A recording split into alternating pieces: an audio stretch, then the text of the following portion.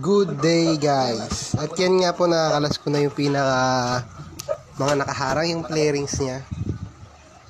Huhugutin na lang po namin mismo yung drum. At humingi na nga ako ng tulong kasi kailangan ng alalay eh.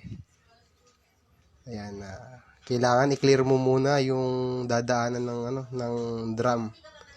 Kasi isang buo siya kung tatanggalin namin. Obligadong isang buo eh. Tapos, ang bearing, yung papalitan lang po natin dyan, bearing lang. Pero hubad po lahat itong washing na to kapag nagpalit pala ng bearing.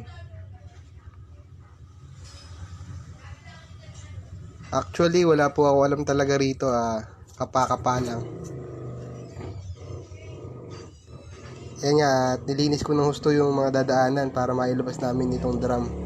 Para walang masira. Ayan po. Yung nasa ibabaw, tinatanggal ko siya dahil medyo sumasabit dun yung hose. Ayan, medyo lumuwag na po. Yun. Konting galaw-galaw. Yan po. Kailangan po kasi talaga walang masira para madali namin ibalik ulit. At yun, tayo labas na. Salamat! Tatanggalin na po natin ang bearing. Thank you po.